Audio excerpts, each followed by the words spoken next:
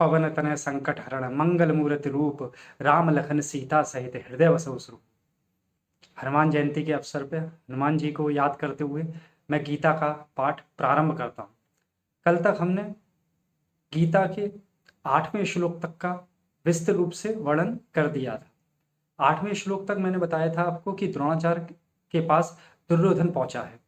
दुर्योधन द्रोणाचार्य के पास पहुंचकर पांडवों की सेना का वर्णन करता है और अपनी भी सेना का वर्णन करता है। उनकी शक्तियों का तुलनात्मक वो विचार विमर्श द्रोणाचार्य जी के सामने करता है।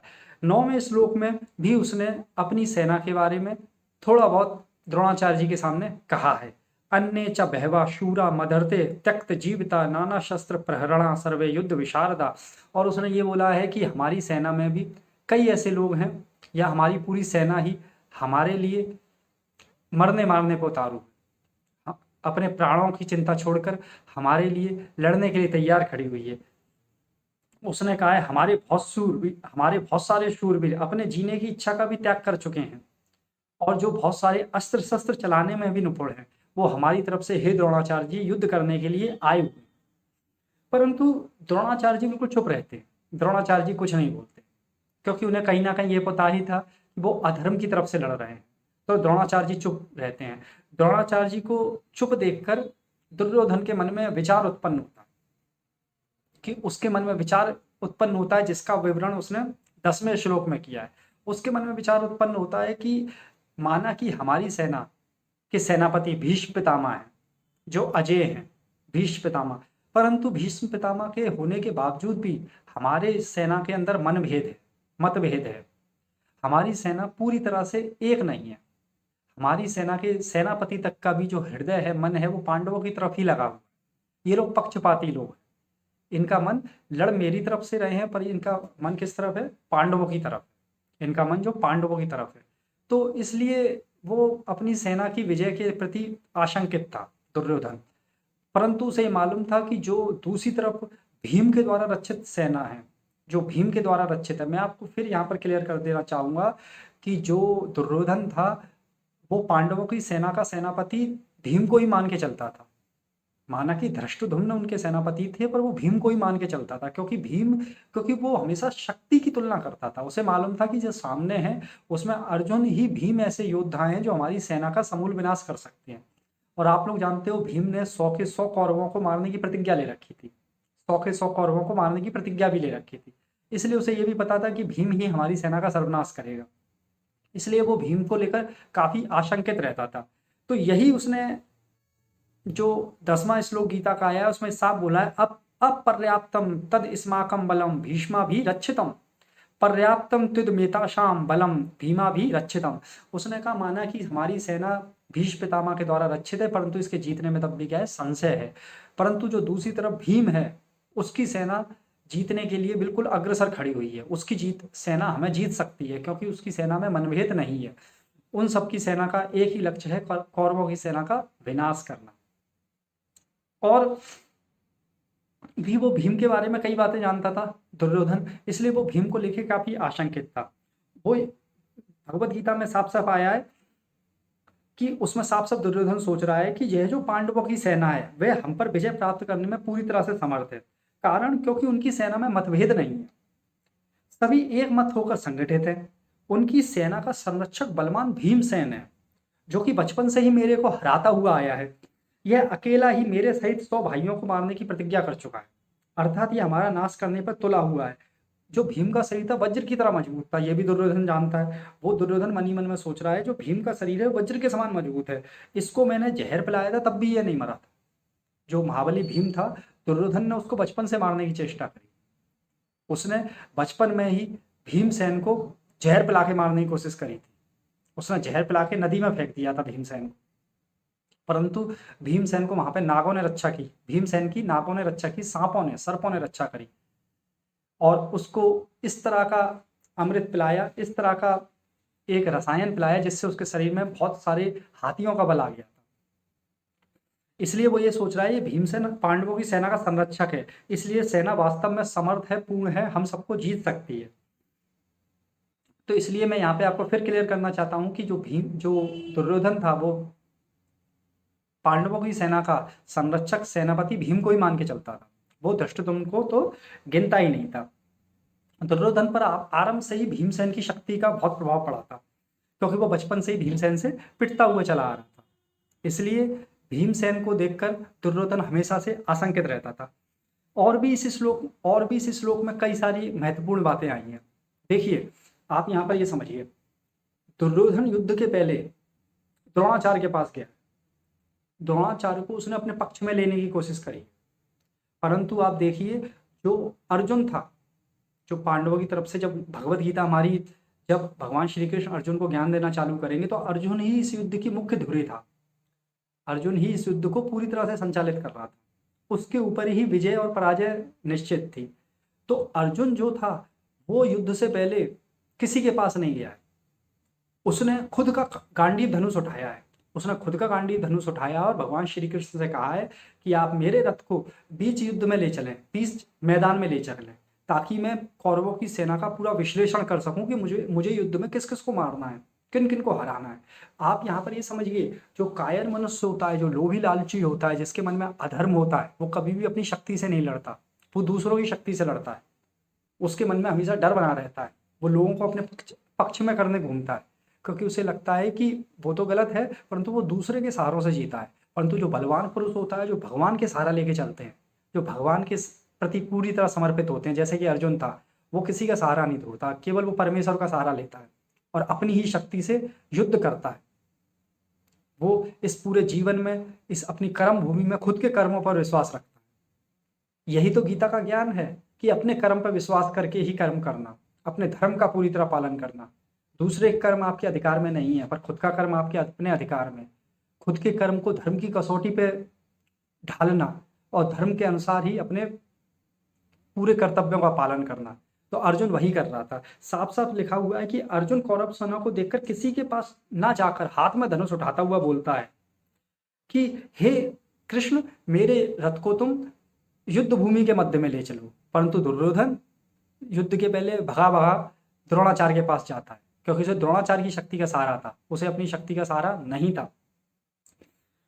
वो द्रोणाचार्य को प्रसन्न करना चाहता है, कारण कि दुर्योधन के हृदय में अधर्म है, अन्याय है, पाप है। अन्यायी पापी व्यक्ति कभी निर्भय और सुख शांति से रह ही नहीं सकता, क्योंकि उसे हमेशा लगता रहता है कि जबकि उसने किसी के साथ छल कपट किया है, उसने किसी को धोखा दिया है, तो पक्का वो मुझसे बदला लेगा। उसे दूसरों से बहुत आशंका रहती है। परंतु जो सच्चा मनुष्य होता है, उसने कभी किसी का घाटा ही नहीं किया होता, इसलिए वो निर्भय होकर जीता है। उसे कभी नहीं लगता कि कोई उसे मार देगा, उसे कभी नहीं लगता कोई उसकी चीज़ों को हत्या लेगा, उसने क्योंकि कभी किसी का घाटा ही नहीं किया होता है। परंतु जो अन्यायी व्यक्ति होता है, उसने जीवन में इतने लोगों का घाटा किया होता है, इतने लोगों का के साथ अपराध किया होता है कि वो हमेशा भय के साए में जीता है कि कब कोई ना आके उसको मार दे, कब कौन उसका हक छीन ले। अर्जुन के भीतर धर्म है, न्याय है, इसलिए अर्जुन के भीतर अपना स्वार्थ सिद्ध करने के लिए चालाकी नहीं है, भय नहीं है, किंतु उत्साह है, वीरता है। तभी तो वीरता में आकर सेना निरीक्षण करने के लिए भगवान को आज्ञा देता है कि हे अच्युत, दोनों सेनाओं के मध्य में मेरे रथ को खड़ा कर दीजिए। ये आगे के श्लोक में आएगा कि अर्जुन भगवान श्री कृष्ण को लेकर युद्ध की दोनों सेनाओं के मध्य में पहुंच चुका था, आगे के श्लोकों में आएगा। परंतु दुर्योधन यहाँ पर क्या कर रहा है, वो लोगों के पास जा जाके अपना रोना सा रो रहा है, लोगों के मन में पांडवों के प्रति द्वेष भावना जागृत कर रहा है और उन्हें अपने पक्ष में लेने की कोशिश कर रहा है। अर्जुन ऐसा क्यों था? क्योंकि जिसके भीतर अपने धर्म का पालन करना होता है, भगवान का आश्रय होता है, वो कभी भयभीत नहीं होता, उसका बल सच्चा होता है, वह सदा निश्चिंत और निर्भय होता है। जिसके अंदर प्रभु श्री राम का, श्री कृष्ण का बल होता है, वो निश्चिंत होता है, निश्चय रहता है। अतः अपना कल्याण चाहने वाले साधकों को अधर्म, अन्याय आदि का सर्वदा त्याग करके और एकमात्र भगवान का आश्रय लेके भगवत प्रीत्यर्थ अपने धर्म का अनुष्ठान करना चाहिए। हमेशा जो अपना कल्याण चाहते हैं, उन्होंने हमेशा भगवान का सहारा लेना चाहिए। और भगवान का सहारा आपको कब मिलेगा? जब आप धर्म का पालन करें। भगवान का सहारा लेने का मतलब ये नहीं होता कि आप भगवान के सामने हाथ जोड़ते रहे।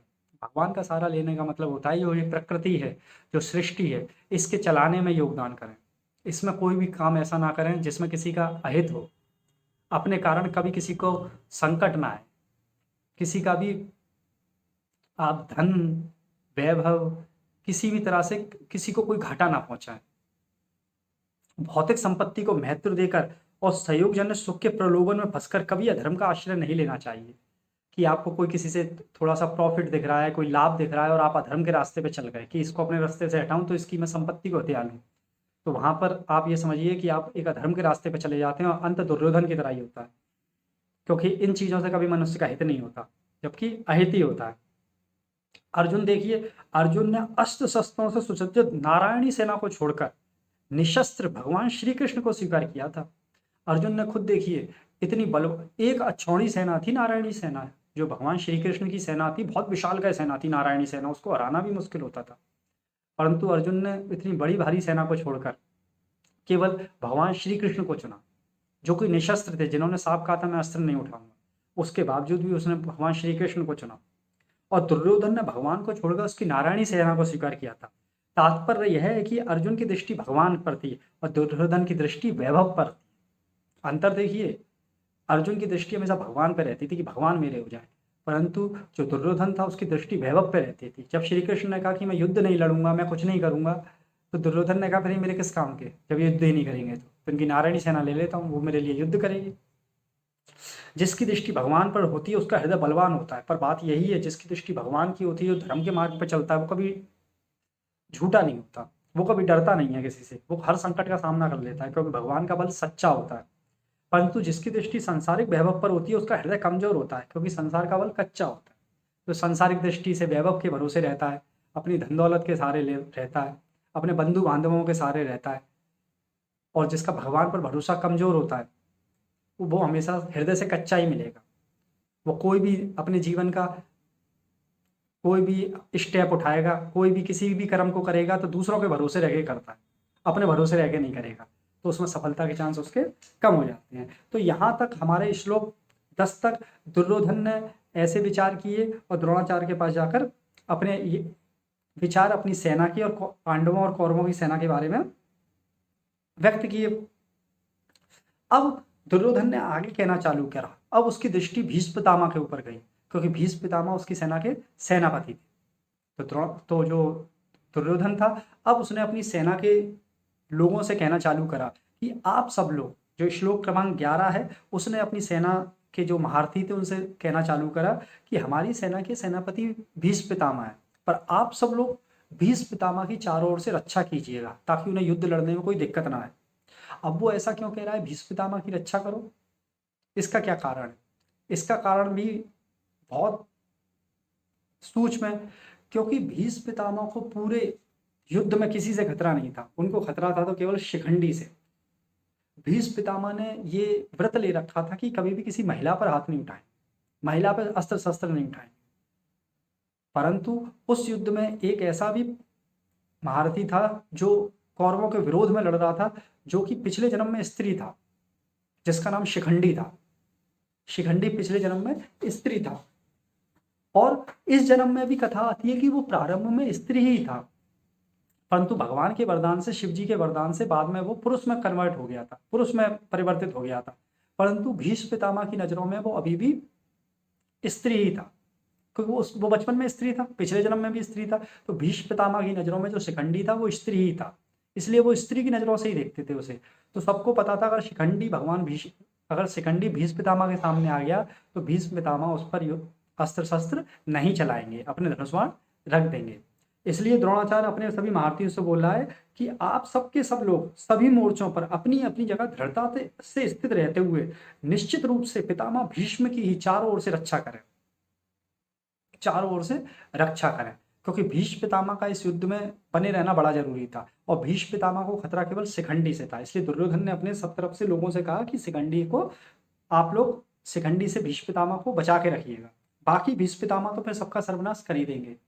शिखंडी असली में भगवान शिव के आशीर्वाद से पैदा हुआ था, उसे शिव जी से वरदान में वो पैदा ही इसलिए हुआ था भीष्म पितामह के विनाश के लिए, भीष्म पितामह की मृत्यु के लिए ही शिखंडी पैदा हुआ था। यह शिखंडी शंकर के वरदान से भीष्म जी को मारने के लिए पैदा हुआ था।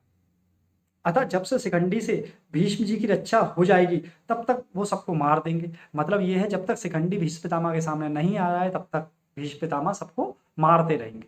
इसलिए उसने अपनी सेना से कहा कि आप लोग भीष्म जी की रक्षा कीजिए और शिखंडी को अपनी सेना से दूर रखें, भीष्म पितामह से दूर रखें। इसके बाद यहाँ तक हमारा श्लोक क्रमांक 11 तक पूरी तरह से विवरण समाप्त हुआ। इसके बाद श्लोक संख्या 12 में जो पितामह भीष्म थे वो शंख को बजाते हैं। आपको मालूम है पहले युद्ध की शुरुआत से पहले शंख बजाया जाता है। अब एक्चुअली में भीष्म पितामह ने शंख क्यों बजाया इसको भी मैं आपको बताता हूँ। दुर्योधन द्रोणाचार्य के पास पहुंच चुका था और द्रोणाचार्य से बहुत सारी बातें कर रहा था, परंतु भगवत गीता में साफ साफ लिखा गया है कि द्रोणाचार्य ने दुर्योधन की किसी बात का जवाब नहीं दिया, वो मौन खड़े रहे। दुर्योधन ने बहुत प्रयास किया कि द्रोणाचार्य के मन में नफरत पैदा हो जाए, पर द्रोणाचार्य मौन खड़े रहे। परंतु भीष्म पितामह ने जब देखा कि द्रोणाचार्य मौन खड़े हुए हैं और दुर्योधन का उत्साह कम पड़ रहा है, दुर्योधन का मानसिक उत्साह भंग हो रहा है, तो उसके प्रति भीष्म जी का थोड़ा सा स्नेह जाग गया, क्योंकि देखिए भीष्म पितामह तो का वो जो दुर्योधन था वो रक्त संबंधी था, वो उनके पुत्र की तरह थे, क्योंकि वो धृतराष्ट्र, पांडव, कौरव सब उनके ही पुत्र पौत्र थे, तो उनसे उनका रक्त संबंधी थे, उनके दादाजी की तरह समझ लीजिए आप लोगों ने, पितामह थे वो उनके। तो भीष्म पितामह ने जब देखा कि दुर्योधन का मानसिक उत्साह भंग हो रहा है, तो उन्होंने दुर्योधन के मानसिक उत्साह को बनाए रखने के लिए, उसको सांत्वना देने के लिए शंख बजाया है बहुत जोरों से। उस दुर्योधन के हृदय में हर्ष उत्पन्न करने के लिए कौरवों में वृद्ध प्रभावशाली पितामह भीष्म ने सिंह के समान गरज कर जोर से शंख बजाया। तस् संजय हर्षा कुरुवृद्धा पितामह सिंहनाद विनदुच्चे शंखम दधमो प्रतापवान। उन प्रतापी भीष्म पितामह ने दुर्योधन को हर्षित करने के लिए बहुत जोरों से शंख बजाया, सिंह की तरह गरज के। अब यहाँ पर भीष्म पितामह के लिए कुरुवृद्ध शब्द संजय ने यूज किया है। कुरुवृद्ध माने होता है कौरवों में सबसे वृद्ध, जो कुरुवंशज थे उन सब में वो वृद्ध थे, परंतु ऐसा नहीं था वो सबसे वृद्ध थे, आयु की दृष्टि से भी भीष्म से भी अधिक वृद्ध ब्रह्मीक थे, जो कि भीष्म जी के पिता शांतनु के छोटे भाई थे। देखिए आप सब जानते हैं भीष्म थे, उनके पिता शांतनु थे, परंतु शांतनु के छोटे भाई भी थे ब्रह्मीक, वो भी उस वक्त जीवित थे। पर भीष्म पितामह को ही संजय ने सबसे वृद्ध इसलिए बोला है क्योंकि शास्त्रों की दृष्टि से, युद्ध की दृष्टि से, धर्म की दृष्टि से भीष्म को नॉलेज बहुत ज्यादा थी, भीष्म का ज्ञान बहुत ज्यादा था, भीष्म जी के त्याग का बड़ा प्रभाव था, भीष्म जी धर्म और ईश्वर को विशेषता से जानने वाले थे। वो जानते थे सामने जो श्री कृष्ण खड़े हैं साक्षात परमात्मा है, उनसे हम जीत नहीं पाएंगे, उनके रहते हमारी सेना कभी विजय नहीं हो सकती। वो धर्म के और ईश्वर के बहुत मार्मिक ज्ञाता थे, इसलिए उनके लिए कुरुवृद्ध शब्द संजय ने यूज किया है महाराज धृतराष्ट्र के सामने। भीष्म जी को प्रतापवान भी बोला जाता था, क्योंकि अगर आप देखा जाए तो भीष्म ऐसे योद्धा थे जो युद्ध में किसी से कभी हारते नहीं थे, वो बहुत बलवान योद्धा थे, वो गंगा पुत्र थे, उनके पास अस्त्र शस्त्रों का बहुत ज्यादा भंडार था, उनको इच्छा मृत्यु का वरदान भी था, जब तक वो चाहते नहीं तब तक उनकी मृत्यु नहीं हो सकती थी। भीष्म जी के त्याग का वर्णन करते हुए भगवत गीता में लिखा है कि भीष्म जी के त्याग का बड़ा प्रभाव था, वे कनक कामनी के त्यागी थे।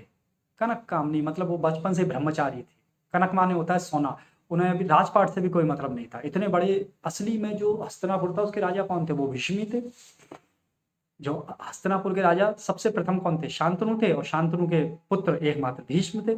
असली में उस राजगद्दी के वास्तविक जो शासक थे वो भीष्म पितामह ही थे, परंतु उन्होंने अपनी माँ की आज्ञा और पिता की आज्ञा पालन करने के लिए हस्तिनापुर के इतने बड़े भारी वैभव को त्याग, उन्हें ना राज्य से मतलब था, ना ही उन्होंने जीवन भर शादी करी, उन्होंने आजीवन ब्रह्मचर्य व्रत का पालन किया, क्योंकि उन्होंने ये भी अपने पिता को वचन दे रखा था कि मैं आजीवन विवाह नहीं करूंगा, आजीवन ब्रह्मचर्य व्रत का पालन करूंगा। भीष्म जी अस्त्र शस्त्र को चलाने में बड़े निपुण थे और शास्त्र के भी बड़े बड़े जानकार थे, उनके इन दोनों गुणों का भी लोगों पर बड़ा प्रभाव था। तो शास्त्र और शस्त्र दोनों में ही भीष्म को समान रूप से विद्या हासिल थी। अब उनके अस्त्र शस्त्र की हम बात करें तो कितने प्रतापवान थे, इसका वर्णन करते हुए भगवत गीता में लिखा हुआ है कि जब अकेले भीष्म अपने भाई विचित्र वीर के लिए काशी राज की कन्याओं को स्वयंवर से हरकर ला रहे थे, विचित्र वीर उनके छोटे भाई थे, उनके लिए वो काशीराज की कन्याओं को हरण करके ला रहे थे शादी कराने के लिए। तब वहाँ स्वयंवर के लिए इकट्ठे हुए सारे क्षत्रिय राजा उन पर टूट पड़े थे। जितने भी क्षत्रिय राजा थे उस समय हिंदू भारतवर्ष के, वो सबके सब उन पर कूद पड़े थे। परंतु अकेले भीष्म जी ने उन सबको हरा दिया था, जिनसे भीष्म अस्त्र शस्त्र की विद्या पढ़े थे। इसका भी प्रमाण मिलता है। उन्होंने गुरु परशुराम से साक्षात अस्त्र शस्त्र विद्या ले रखी थी। और आपको पता होना चाहिए गुरु परशुराम से भी उनका युद्ध हुआ है, और गुरु परशुराम जी के सामने भी उन्होंने अपनी हार स्वीकार नहीं की थी। इस प्रकार शस्त्र के विषय में उनका क्षत्रियों पर बड़ा प्रभाव था। जो साक्षात परशुराम से लड़ सकता है, परशुराम स्वयं जो नारायण के अवतार थे, जो साक्षात श्री हरि विष्णु थे, जो स्वयं साक्षात परशुराम जी से युद्ध कर सकता है और उस पर भी हार ना माने, आप खुद समझ लीजिए वो कितना प्रतापवान योद्धा होगा, कितना बलशाली योद्धा होगा। और उनके धर्म की बात करें तो जब आप जानते हैं महाभारत के युद्ध में जब भीष्म पितामह शरशैया पे लेट गए थे, जब अर्जुन ने उनको बाणों से भेद दिया था, तब भगवान श्री कृष्ण ने धर्मराज से कहा है, युधिष्ठिर से कहा है कि आपको धर्म के विषय में अगर कोई भी शंका हो तो भीष्म जी से पूछ लो, क्योंकि शास्त्र ज्ञान का सूर्य अस्ताचल को जा रहा है। मतलब जब भीष्म पितामह मृत्यु को प्राप्त होने वाले थे तो श्री कृष्ण ने धर्मराज युधिष्ठिर से भी कहा है कि आप भी जाकर भीष्म पितामह से ज्ञान ले लो, कि इतना धार्मिक व्यक्ति अब कभी फिर लौट के नहीं आएगा। इस प्रकार शास्त्र के विषय में उनका का भीष्म जी का भी दूसरों पे बहुत ज्यादा प्रभाव था। भीष्म जी को दुर्योधन पितामह कह के बुलाया करता था, या सारे कौरव और पांडव पितामह कह के बुलाया करते। पितामह कहने से उनका कहीं ना कहीं थोड़ा बहुत इसने दुर्योधन के लिए जाग जाता था, क्योंकि वो उसके पितामह थे, दादा थे, तो दादा होने के नाते दुर्योधन के प्रति उनका मुंह जाग जाता था।